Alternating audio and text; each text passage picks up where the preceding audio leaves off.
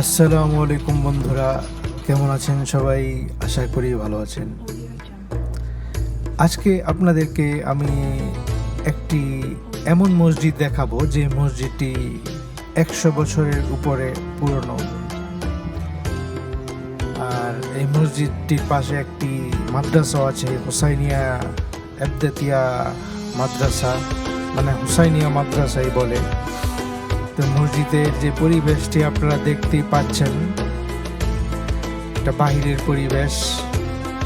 মানে এত পুরনো একটি মসজিদ আর এত সুন্দর হাতের কাজ করা, এত সুন্দর প্রাকৃতিক পরিবেশে মসজিদটি। আপনারা মসজিদের বাহিরের অংশ বিশেষ দেখতে পাচ্ছেন। এই যে মসজিদের যেই হাতের কারুকাজ, এত সুন্দর কারুকাজ,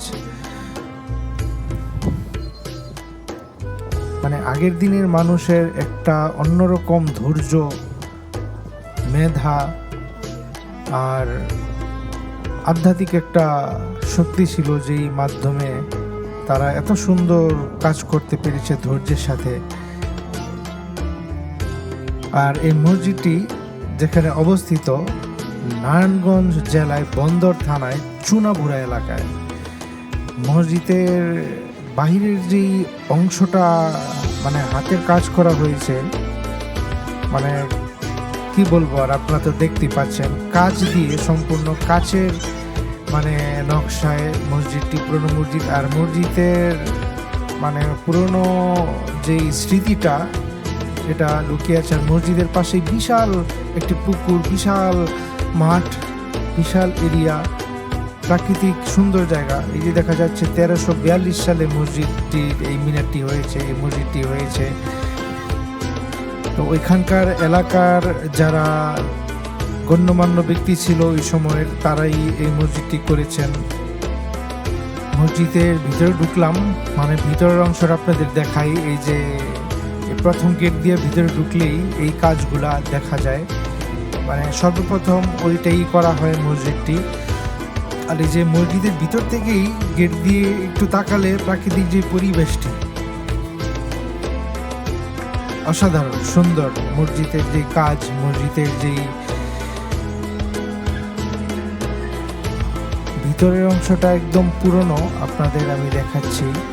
এটা বাহিরের অংশটা, বাহিরের সম্পূর্ণ অংশটা মসজিদের হাতের কারুকাজ দিয়ে। এই যে 1332 সালে এই মসজিদটি করা হয়েছে বন্ধুরা। 1332 সাল, আসলে ওই সময়ে মানুষের এত সুন্দর মানে চয়েস ছিল। এটাই ওই সময়ের মানুষের যেই মানে বিষয়টা এই মসজিদের মধ্যে মানে ফুটে উঠেছে। তাদের যারা এই কাজ করতো, তাদের কাজের যে মেধার যে বিষয়টা এখানে ফুটে উঠেছে। হাতের কাজ এটা অ্যাকচুয়ালি, আপনারা দেখতেই পাচ্ছেন কাজগুলা, মানে কত সুন্দর, কত নিখুঁতভাবে করেছে। আর মসজিদের ভিতরে সব কিছুই একদম পুরনো। মানে আপনাদের দেখাচ্ছি আমি এই বিষয়গুলো, আপনারা দেখেন। এই যে কোরআন শরীফগুলো রাখা আছে, কাকারা মসজিদের ভিতরে আড্ডা মারছে, হুজুররা মানে একজন আরেকজনের সাথে সাক্ষাৎ করছে। এটাই ইসলাম ধর্মের মুসলমানদের একটি বৈশিষ্ট্য। মানে সবাই আমরা ভাই ভাই, সবাই একসাথে মিলেমিশে থাকাটাই সবচেয়ে বড় বিষয়। কিন্তু বর্তমান সমাজ খুবই কঠিন একটি পরিস্থিতিতে দাঁড়িয়েছে, যেখানে মানুষ মানুষের ভালো চাওয়া তো দূরের কথা, আসলে উল্টা খারাপ চায়, যেটাকে হাসাদ বলা হয়। এই হাসাদ থেকে আমরা দূরে থাকবো, নিজেদের ঈমান ঠিক রাখবো, এটাই সবচেয়ে বড় বিষয়। আল্লাহ তাআলা আমাদেরকে প্রত্যেকটি কর্মের ফল ভোগ করাবে দুনিয়াতে, এটাই সত্যি।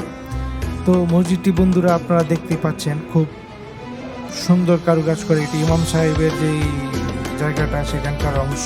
এখানে তুসবি রাখা আছে ঝুলিয়ে। তো মসজিদটি খুবই পুরনো বন্ধুরা, আপনারা তো দেখেই বুঝছেন।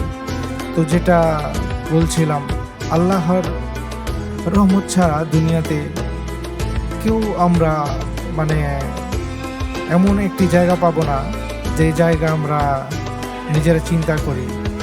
তো আমাদের সবসময় উচিত আল্লাহ তাআলার সাথে সান্নিধ্যে থাকা।